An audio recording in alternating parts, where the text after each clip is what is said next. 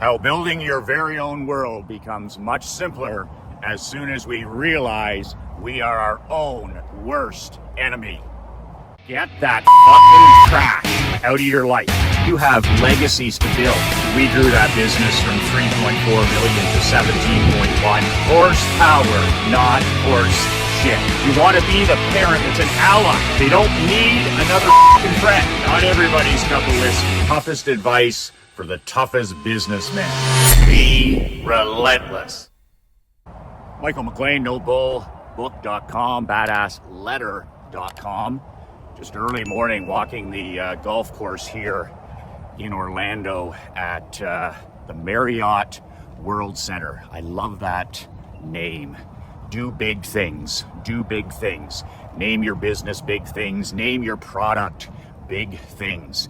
If you don't think your stuff is the best, find something else to sell, but do big things.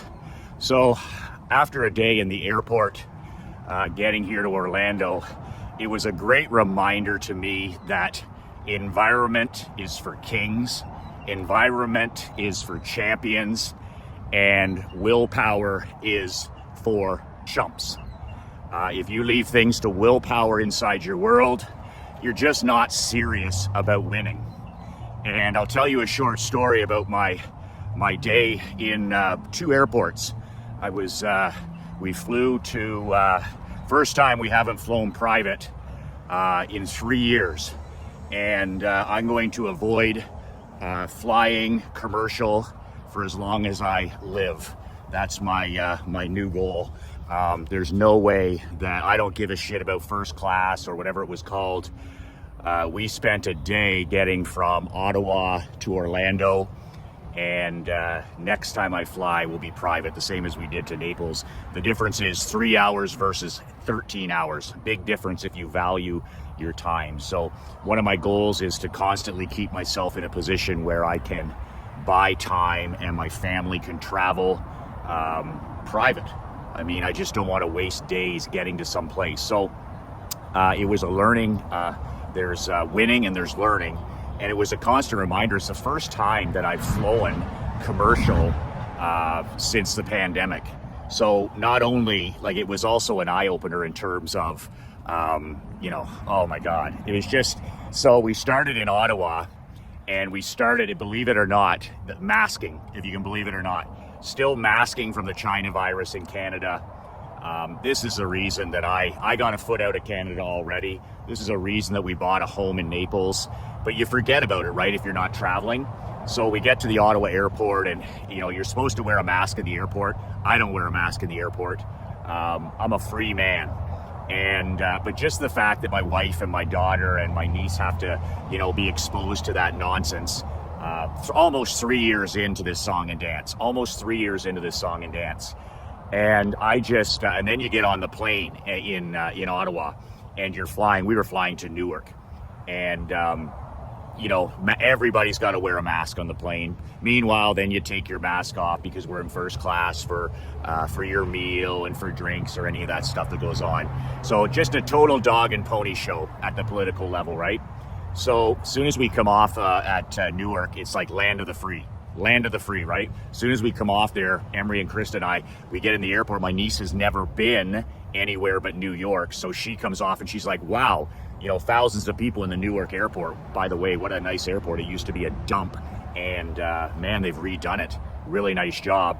So I go in there and my niece, as soon as she steps foot on US soil, she's like, wow, nobody's wearing masks. I said, no, actually the only people that are wearing masks, we noticed this in Naples, are Canadians staggering around scared to death. So off with the mask, that's it. Mine in the trash can. And, then we're in that airport for 3 or 4 hours. And then we take a flight from Newark to Orlando. So, you start your day at 6 in the morning. I was up walking, I was up writing, but still you sacrifice your entire day getting someplace. We got into Orlando 8 o'clock at night. Then you got to get in the vehicle at the Orlando airport and get out here to the World Center. So, that's, it's a good experience for me because it reminded me about being your own worst enemy. I don't trust myself. I do not trust myself. And as soon as I learned not to trust Michael McLean, my world changed 19 years ago. And it keeps getting better and better because I do not trust myself and I do not trust willpower. And all the guys in my programs, whether it's, guys that watch these videos, my newsletter guys, my world building guys, my mastermind guys, the guys that struggle are the guys that are still using willpower. And the guys that do not struggle are the guys that have taken my harsh advice about environment. Environment is everything. Like, it's everything. So I'll use the airports as an example. With the airports, I was prepared. So once again, and I'll say this, it's not the top 1% anymore. After spending a day with the herd at the airport, the two airports, after spending a day with the mediocre majority, I was wrong. Your goal is not to be a top 1%er. Your goal is to be a top 0.001%er. So out of 1,000 people in the airports, okay, I can find one badass world builder. So it's a lot worse than I thought. The crowd is in a lot more trouble than I thought.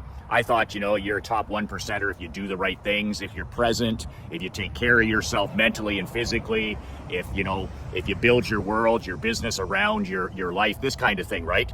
No. I think our goal now has to be a top 0.001%er. So back to my story about controlling your environment. I think I was the only person. I think we were the only family in the entire airport that was prepared for what was going to happen.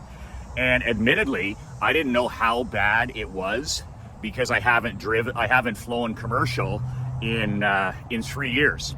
So I was prepared. I was prepared to control my environment. And you can use this airport analogy for anything in your life, whether it's business or personal, whether it's your home, whether it's your vehicle, what you're reading, what you're listening to, whether it's digital use, addiction, television, politics, what you're putting in your mouth, what you're drinking, what you're eating, all of these different things. So what happened is I had everything prepared for my environment. So I got up on our travel day here and I got in my 15,000 steps. I'm going to be going into an airport. I'm going to be sitting on my ass for, most of a day, 14-hour travel day. So I got in my 15,000 steps. I got up at 5 in the morning and I got in my 70-minute walk. So that's a huge win. I'm controlling my environment. I'm not gonna skip a day. I get in my 15,000 steps. So really important then is I get in my hour of writing. I don't wait for, I'm going to do it on the plane, or I'll do it at the hotel, or I'll do it in the bar or the restaurant. None of that horse shit, because those are not environments to be working in. I want to do a good job when I write emails. I want to do a good job when I write for my faxes. I want to be present. I don't want to be, that's all about being a pro versus an amateur, right? Amateurs work at Starbucks. Amateurs work at an airport. Amateurs read on their phone. So I want to be a professional. So I didn't leave anything to chance. So I got my two big things in. I got my walking and I got my copywriting, Operation Money Suck, which are two critical things. I've also been drinking water like crazy and taking my vitamins, preparing, to fly and to travel. And that's what we were able to do. So I got up that morning and I doubled my water intake. I doubled my vitamin intake, and I prepared to go in the airport. So we had our driver take us to the airport and talk about the importance of controlling environment. So I think I was the only person. I had all my books laid out in my newsletters. So I have a brand new book. I have my highlighters. I had my cards, my recipe cards, my green Sharpies, my highlighters, the whole 9 yards. And it was just a whole day of two things. And this is a tip that I got years ago from a road warrior. And I'm not a road warrior on purpose, but this was a tip I got many years ago that served me well, a real pro tip. When you're flying, there's only two things that you should be doing. And this is from a guy who was on the road like 220 days a year as a pro scout in the NHL. Lived on the road. He goes, Michael, there's only two things that you should do when you're traveling, especially by air. He says, you're either reading, he said, or you're sleeping. He says, don't even plan to do anything else. All this, I'm going to work on this, I'm going to work on this, I'm going to write this. No, you're not. And if you do, it's just horseshit level. Like, I see the guys with their laptops open on the plane here and all this other stuff. And I'm like, wow, that must be real quality work. You know, so what did I do through my 13 hours of flying and sitting around and all this other stuff? I read real books. I read real books. I didn't read more than 90 minutes the whole time. I'd read 15 minutes, take a break, read 15 minutes, take a break, read 15 minutes, take a break. But I slept. I drank water and I slept. And everybody else, of course, was on their gadgets and on their electronics, and I just slept. And at the end of the day, when we finally did arrive here in Orlando, I felt really good because what did I do? I drank water all day, and I already had my walking done, I already had my copywriting done, so I didn't have to do any business. I read a little bit, and I slept on both flights. And when I got here, another pro tip is soon as you are flying and all that recycled air and you're around thousands of people, is the very first thing you do when you get to a hotel is take a shower, get those clothes off, and take a nice warm shower, and then put on fresh clothes. In my case, I took a shower and I came down here and I went for a swim. Beautiful pool here at the Marriott. So I went out. It was like 9 o'clock at night. I put Emery to bed. And then, man, I took a swim, which was fantastic. Took a second shower, and then I went upstairs and sat outside on the balcony. I wanted to sit outside in the balcony. I had been inside all day with that recycled air. My eyes were dry, my mouth was dry, and this is like water all the time. I can't imagine people that are boozing in the airports. I can't imagine people that are boozing on the actual flights. Well, I can't imagine. They'll have a cough or a cold in a couple days, or a flu or something. It's like, oh yeah, I picked up something when I was traveling. Maybe I shook the wrong hand. Maybe you drank out of the wrong bottle. Who knows? So I control my environment, and it made all the difference in the world, because everything was based on willpower, and it wouldn't have worked. And if you noticed, everybody in these airports are just living on their phones, right? But I love how the airports are put together. You think these places are designed without the thought to enslave you? Are you kidding me? So in the Newark airport, as an example, and Orlando was exactly the same, there was a bar. There was a bar down the middle of the strip. There's a bar down the middle of the strip every 50 feet. I'm talking about bars that you sit up, belly up to the bar.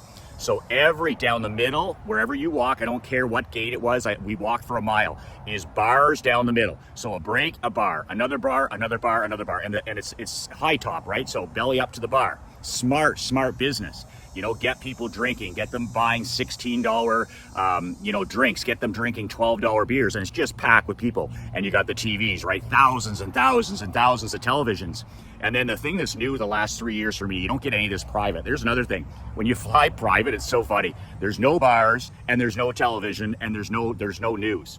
Just strange. No masking. There was no restrictions when we flew to Naples and back, and there was no televisions. If you want to drink, you can have a drink on the plane. You can whatever. That's not what I'm talking about. I'm talking about how they treat the herd differently from the top 1% of 1%. So, and then every restaurant after restaurant after restaurant, they do a really good job of selling, watches and jewelry and all this other stuff. But if I hadn't controlled the environment, I would have been a dead man walking. So we had to wait between these flights, like 3.5 hours.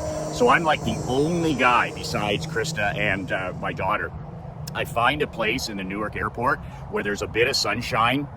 Of course, you can't go outside, right? There's no fresh air. It's all on purpose.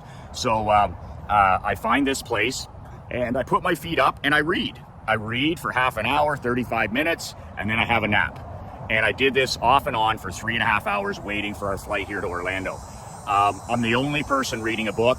I'm the only person not on my phone. My phone was locked away in my bag. I did not have my phone at all. I had it locked away. My daughter had painting. She had coloring books. And she listens to stories. She listens to audios. So she has this speaker, and then so she doesn't have to use an iPad. She doesn't use an iPad, simple. So we have a non-techie way of her listening to stories. So she's listening to all these stories all day and reading and writing. And my niece who's never been anywhere, and she comes from a different environment than us. I mean, her entire day, she's lost, right? She doesn't have any books. She never brought any books. She doesn't have any materials to read. She doesn't have any pens. She doesn't have anything. She's just at the mercy of the environment. So you watch how the two things go, and you see how my daughter's day is full of books. It's full of art. It's full of writing. It's full of thinking. And then my niece, who's 22 years old, she's just phone, right? And just the difference, just the huge difference, right? One controlling the environment and one not controlling the environment. It's just like also knowing you are your own worst enemy. The great Bill Goss said that to me a couple weeks ago, and it rings so true. Is once we realize we're our own worst enemy, not anybody around us, not the airport, not the airplane, not Orlando, not Newark, not the fact that I'm going flying in commercial. That's all bullshit. It all comes down to me at the end of every single day. And the big thing here is I control my environment. So when I got here at 8 o'clock after a 14 hour day, I wasn't beat up, I wasn't fatigued, I was in pretty good shape, and it was because I controlled my environment. But I control my environment because I know I'm my own worst enemy. Back in the day, admittedly, I would have been sitting at that bar, and then as soon as you sit at the bar, then you're not gonna read and you're not gonna sleep. And if you have a drink at 1 in the afternoon or 2 in the afternoon because you're bored at the airport, well then that drink turns into 5 drinks, right? And then all of a sudden I'm not going to be drinking water, I'm not going to be reading my books, I'm not going to be doing any of that stuff. And then by the time I get here to Orlando, 13 hours in, all of a sudden my immune system is taking a shit kicking. I'll have some more drinks when I'm here, and that's how people travel. That's how a lot of people travel. But it's not how a top 1%er travels, that's for sure. So then it's interesting, we got big days ahead of us here at Disney, and I felt so great getting up the next day because I hadn't tore it down, I hadn't burned it to the ground. Travel didn't kick me in the ass like it could have. So knowing that you're your own worst enemy and preparing, I can't share how important that is. I don't drink alcohol, I'm gonna be surrounded by it for a day of travel. Had almost zero effect on me whatsoever. Why? Because I know I'm my own worst enemy, and I prepared my environment. I got water to drink, I got books to read, I got all this stuff. I'm gonna sleep most of the time. And even the nutrition in these places, like Krista did a great job of having lots of fresh vegetables out of our garden. She brought those with her for Emery, because you're trying to find stuff here that's decent, and you're not going to find it. You're absolutely not going to find it. And she's able to add these to Emery's meals, and it makes such a big difference. So that's my message today, is I really tested that theory of willpower versus environment. And once again, environment is for champions. Environment is for champions, and willpower is for chumps. And there's no excuses, man. There's no excuses. If we don't control our environment, then you're going to get your ass kicked, because these environments are designed against us. They're designed to make you weak. Did I see any gyms? Did I see any gyms in the airport? Did I see any wellness centers in the airport? Did I see any, good nutrition? Did I see any of that stuff in the airport? Did I see any places where a person could do a quick workout? There was none of that stuff. Are you kidding me? There's alcohol, there's fast foods, there's limited sunshine, and it's just, and anything to get you back on your devices, right? QR codes, no menus, you got to do this, pushing you back into the herd, pushing you back into the mediocre majority. And you just have to realize that, and you have to realize that's coming, and you have to realize that we're our worst enemies. So with my phone away, with my books, with all my prep that I did, no problem whatsoever. I just zoomed through that by controlling my environment and understanding what was happening around me. Man, I think that now it's time we have to step it up to the 0.001%, because the 1%, they're no different now than everybody else. Walking zombies. So we got some tough 3 years coming up here. There's going to be a big thinning of the herd, and there's no sense sticking our head in the sand. We have to realize that economically speaking, socially speaking, there's a lot of change coming. And when you have a thinning of the herd, you as a leader, as a husband, father, entrepreneur, you have to decide whether these are going to be the best 3 years of your life, or whether you're going to be the millions of people that go bankrupt and fall apart during this. It's so absolutely critical that you get your act together, both personally and professionally, over the next 3 years. And there's no better way for you to get your act together than by buying the product that I just put on sale for my guys. You can go to blackhatletters.com. It's blackhatletters.com, and check that out. That is 40 plus of my old marketing and world building insurance newsletters. Man, oh man, talk about a secret weapon when we're going into the toughest 3 years we've seen in a long time. You want a life preserver? You want a life preserver? You want to avoid the thinning of the herd? I can't think of a stronger product to invest in than my How to Make Maximum Money in Minimum Time. You can order that at blackhatletters.com. That's blackhatletters.com. The link is below. The link is in the email. But that is a checkup from the neck up. We all need a life preserver here in the next 2 to 3 years. Things are going to be difficult, but you know what? You don't have to walk off that cliff with the 99%. You don't have to. You can use this time to literally take your life and your business from ordinary to extraordinary, to just head the exact opposite way of the crowd, the mediocre majority. If there's ever been a time to look around and just do the exact opposite, those 36 months are starting now. Just, you know, the way that your inputs, what you listen to, what you read, the whole 9 yards. blackhatletters.com, the ultimate business and professional life preserver for you. That's it. Remember to do what I do, hug and tell your wife and kids how much they mean to you, how much you love them before the sun sets. 2 words that changed my life, 2 words that will change your life. Be relentless.